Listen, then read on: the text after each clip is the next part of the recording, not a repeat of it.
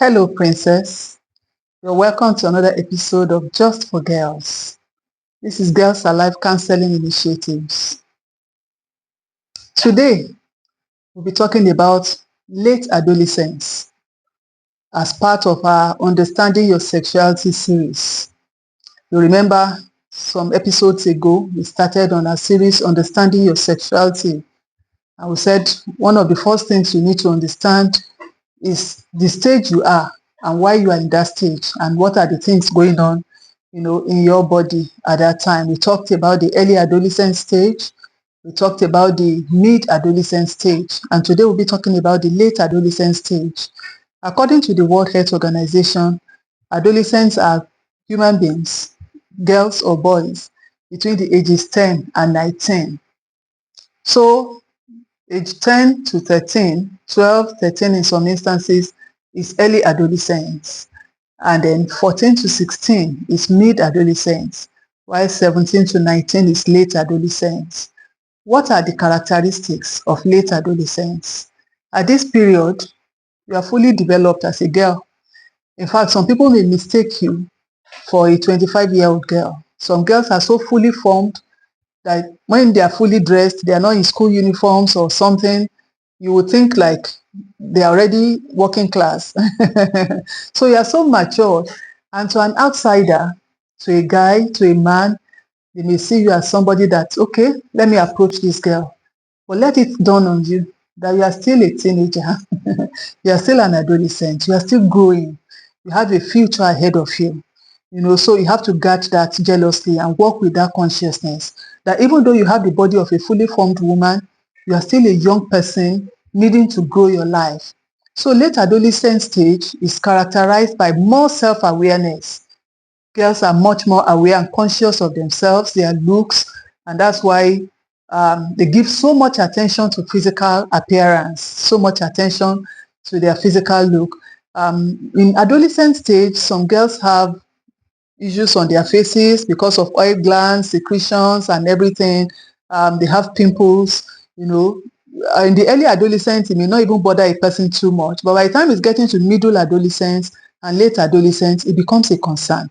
They cannot sleep because they are comparing themselves with Joyce or with Kemi or with Lizzie, whose face is so smooth. But because we are all different, different makeup, different genetic makeup. Some people are prone to having acne on their faces, pimples.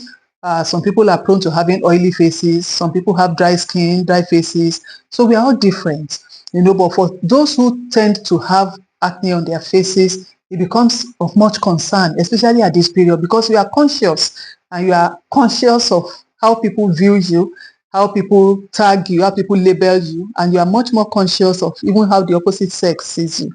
So you want to put in more effort into your looks. This late adolescent stage is that's what affects lots of girls at that time. They are much more conscious.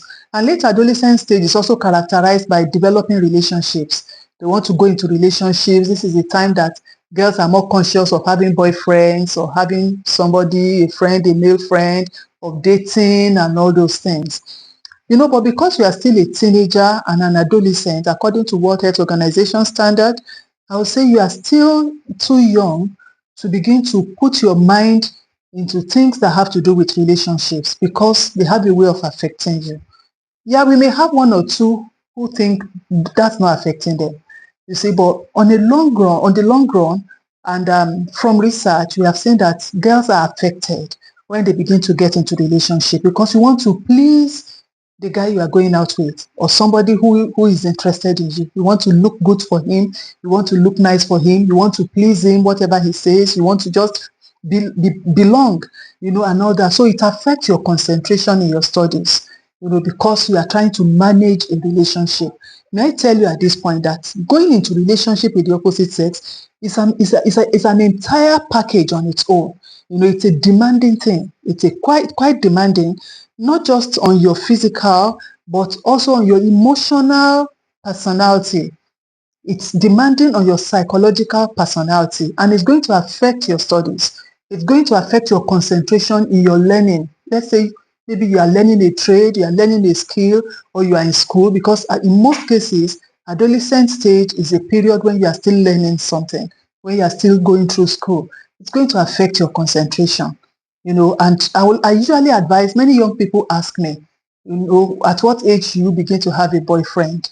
Because at that period, that time, many young girls, mid and late adolescents, they are more conscious of the opposite sex. They want to go into relationships.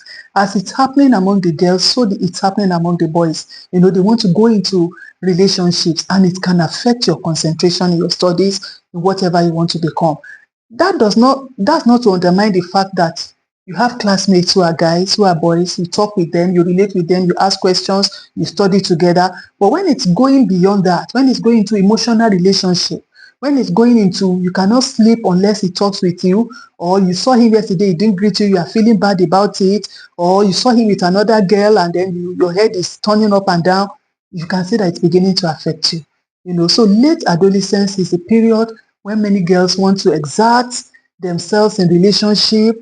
They want to be autonomous. They don't want their parents to know about them. They want to do things by themselves. That young girl that used to tell mommy everything before, or that would tell daddy everything, wants to now keep things to herself. That's the autonomy that is coming up at this period of adolescence. You need to understand this as part of understanding your sexuality.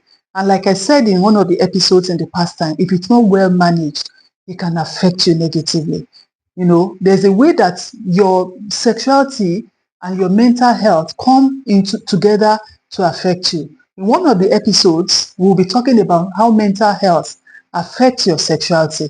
Because if you begin to, I think we'll be talking about that in another episode, when you begin to want to be autonomous, and you are keeping things away from your parents, you are keeping things away from your guardian, you are keeping things away from people that should help you, it's going to begin to affect your mental health. But we reserve that for another episode. But because we have seen this in these last few episodes about understanding your sexuality, that the stages that you go through have ways of affecting your output in life, the way you see things in life, the way you do things in life. But I would just want to say, as I round up this session today, that be a graceful girl. In fact, by all means, be a graceful girl. You can stand out. You can comport yourself. You can keep yourself. You don't have to allow the stages that you are going through to overrule your life to the extent that it's damaging your future. Do you get what I'm saying? Because there's a future ahead of you. And once again, I commend you to that grace of God. And I say, be a graceful girl. Be a graceful princess.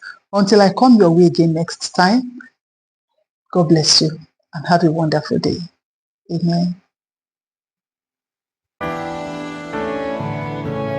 I'm blessed. I'm so blessed.